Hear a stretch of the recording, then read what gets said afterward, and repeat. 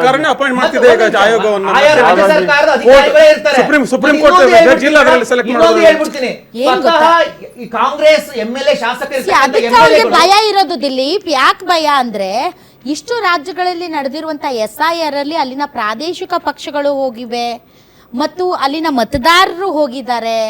ಆದ್ರೆ ಎಲ್ಲೂ ಕೂಡ ಬಿಜೆಪಿ ಅಸಮಾಧಾನ ವ್ಯಕ್ತಪಡಿಸಿಲ್ಲ. ನಾಟ್ ಇವನ್ ನಾವು ನ್ಯಾಯದ ಪರ ಇದ್ದೀವಿ. ಇಲ್ಲಿಗಲ್ ವೋಟರ್ಸ್ ವೋಟ್ ಬೇಕು, ಸತ್ತೋಗಿರೋರು ವೋಟ್ ಬೇಕು, ಬೇರೆ ಕಡೆ ವೋಟ್ ಬೇಕು. ಕಾಂಗ್ರೆಸ್ ಭಯ ಆಗ್ತಾ ಇದೆ. ಸತ್ತೋಗಿರೋರು ಎದ್ದು ಬಂದು ಓಟ್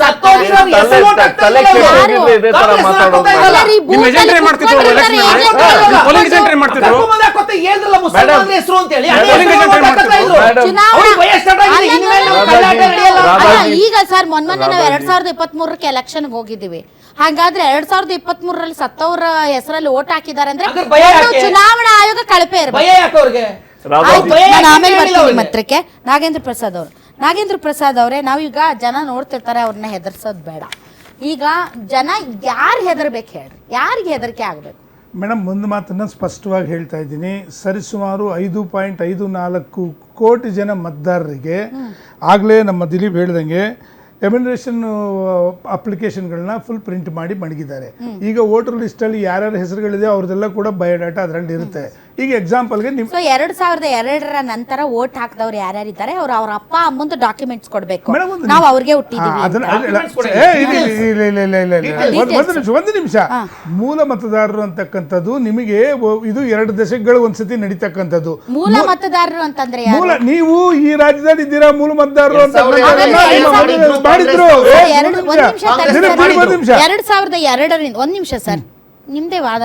2002 ಕರ್ನಾಟಕದಲ್ಲಿ ಎಷ್ಟು ಎಲೆಕ್ಷನ್ಸ್ ಆಗಿದೆ? ಒಂದ್ ನಿಮಿಷ, ಎಷ್ಟು ಎಲೆಕ್ಷನ್ಸ್ ಆಗಿದೆ ಸರ್? ಸೊ ಇಷ್ಟು ಎಲೆಕ್ಷನ್ಸ್ ಅಲ್ಲಿ ನೀನು ಮತದಾರರಾಗಿದ್ದು ಈ ಎಲೆಕ್ಷನ್ ಈಗ ಮಾಡ್ತಾ ಇರುವಂತ ಪರಿಷ್ಕರಣೆಯಲ್ಲಿ ಇಷ್ಟು ದಿನ ನೀನು ಮತದಾರರಾಗಿದ್ದಿ, ಆದರೂ ನೀನು ನಿನ್ನ ಮೂಲ ಮತದಾರರನ್ನ ತೋರಿಸಲೇಬೇಕು. ನಿಮ್ಮ ತಂದೆ ತಾಯಿದೋ ಅಥವಾ ನಿಮ್ಮ ಮೂಲ ಯಾರಿದ್ದಾರೆ ಅವ್ರದ್ದು ನೀವು ಇವತ್ತು ಡೀಟೇಲ್ಸ್ ಕೊಡಲೇಬೇಕು. ಅಂದ್ರೆ ಇಷ್ಟು ದಿನ ವೋಟ್ ಹಾಕಿದ್ದು ಒಂದು ಕಳ್ಳ ಮತದಾನ ಅಂತಕ್ಕಂಥ ಪದೇ ಪದೇ ಹೇಳ್ತಾ, ಈ ಪರಿಷ್ಕರಣೆ ಆಗ್ಬೇಕಾಗಿರ್ತಕ್ಕಂಥ ವಿಚಾರ ಕಳ್ಳ ಮತದಾನ ಪದೇ ಪದೇ ನಾನು ಹೇಳ್ತಾ ಇದ್ದೀನಿ. ಏನು ಮೇಡಮ್, ಒಂದು ನಿಮಿಷ, ನಿಮ್ಗೊಂದು ಮಾತು ಹೇಳ್ತಾ ಇದ್ದೀನಿ. ಒಂದು ಸಣ್ಣ ಉದಾಹರಣೆ ಸಿಂಪಲ್ ಆಗಿ ಹೇಳ್ಬಿಡ್ತೀನಿ ಬ್ರದರ್. ಒಂದು ನಿಮಿಷ. ಇವಾಗ ಪ್ರತಿಯೊಬ್ಬರಿಗೂ ಕೂಡ ಏನು ಅಪ್ಲಿಕೇಶನ್ ಫಿಲ್ ಮಾಡೋದಕ್ಕೆ ಕೈ ಕೊಡ್ತಾರೆ. ಉದಾಹರಣೆ ಒಂದು ಹೈಪೋಥೆಟಿಕಲಿ, ಈಗ ನನ್ನ ತಂದೆ ತಾಯಿ ಕಾರ್ಡೇ ಮಾಡಿಸ್ಕೊಂಡಿಲ್ಲ ಅಂತ ಇಟ್ಕೊಳ್ಳಿ, ಅವ್ರೆ ಓಟು ಹಾಕಿಲ್ಲ, ಅವ್ರ ಓಟೇ ಹಾಕಿಲ್ಲ ಅಂತ ಇಟ್ಕೊಳ್ರಿ. ಸೊ ಅವ್ರದ್ದು ಡೀಟೇಲ್ಸ್ ಹೆಂಗ್ ಕೊಡೋದು? ನೀವು ಸಂಬಂಧಪಟ್ಟಂತ ದಾಖಲಾತಿಗಳು ಈ ರಾಜ್ಯದ ಪ್ರಜೆ ಅಂತಕ್ಕಂಥ ನೀವು ಕೊಡ್ಲೇಬೇಕಾಗುತ್ತೆ. ದಾಖಲಾತಿಗಳನ್ನ ಮೇಡಮ್ ಒಂದು ನಿಮಿಷ, ಆಧಾರ್ ಕಾರ್ಡ್ ಕೊಡ್ತೀನಿ. ನೀವು ಅವತ್ತು 2002 ಇಸ್ವಿ ಮೂಲ ದಾಖಲಾತಿಗಳನ್ನು ಕೊಟ್ರೆ ಯಾವುದೇ ಕಾರಣಕ್ಕೂ ನಿಮ್ಮ ಓಟಿನ ವಿಚಾರದಲ್ಲಿ ಯಾರು ಕೈ ಹಾಕಕ್ ಸಾಧ್ಯನೇ ಇಲ್ಲ. ನೀವು ಮೂಲ ಹೇಳಿದ್ರಲ್ಲ, ನೀವು 2002 ನಂತರ ನೀವು ವೋಟರ್ ಆಗಿದ್ರೆ ನಿಮ್ಮ ಅಪ್ಪ ಅಮ್ಮಂದು ಡೀಟೇಲ್ಸ್ ಕೊಡ್ಬೇಕು. ಡೀಟೇಲ್ಸ್ ಅಲ್ಲ ನಿಮಗೆ. ನೀವು ದಿಲೀಪ್ ಒಂದು ನಿಮಿಷ, 2002 ದಿಲೀಪ್ ಒಂದು ನಿಮಿಷ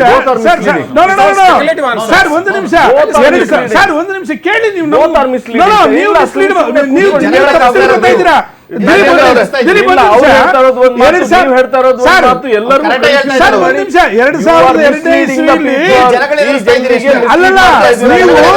ಅಲ್ಲ ಒಂದು ನಿಮಿಷ, ಅವರು ಏನಂತ ಕೇಳ್ತಾರೆ ಗೊತ್ತಾ? 2002 ಇಸ್ವಿಲಿ ನೀವು ಎಲ್ಲಿ ಮತದಾನ ಮಾಡಿದ್ರಿ ಅಂತಕ್ಕಂಥದನ್ನ ನಿಮ್ಮನೆ ಬಾಗಿಲು ಬಂದಿರ್ತಕ್ಕಂಥ ಆಫೀಸರ್ ಕೇಳ್ತಾರೆ. ಅದರಲ್ಲಿ ನೀವು ಇಂಥ ಜಾಗದಲ್ಲಿ ಇಂಥ ಬೂತಲ್ಲಿ ಇಂಥ ವರ್ಷ ನಾವು ಮಾಡಿದ್ದೀವಿ ಅಂತಕ್ಕಂಥದ್ದು ನೀವು ದಾಖಲಾತಿ ಕೊಡ್ಬೋದು.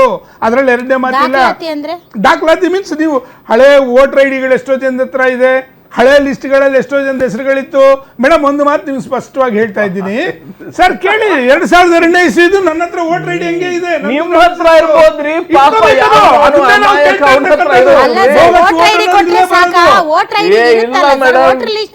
ಅವ್ರ ಆ ಲಿಸ್ಟ್ ನೋಡ್ಕೊಂಡೇ ಬರೋದಲ್ಲ. ವೋಟರ್ ಐಡಿ ಇಲ್ದೇನು ಕೂಡ ಎಲೆಕ್ಷನ್ ಕಮಿಷನ್ ಕಾನೂನು ಪ್ರಕಾರ ವೋಟರ್ ಐಡಿ ಇಲ್ದೇನು ಕೂಡ ಮಾಡಬಹುದು. ಆಗ ಅವ್ರು ಮಾತಾಡಕ್ ಬಿಡಿ, ನೀವು ಇಬ್ರು ಮಾತಾಡಿದ್ರೆ ಟೈಮ್ ಇಲ್ಲ, ಟೈಮ್ ಆಯ್ತು. ಜೊತೆ ಸೇರಿಸ್ಬಿಡ್ತೀನಿ.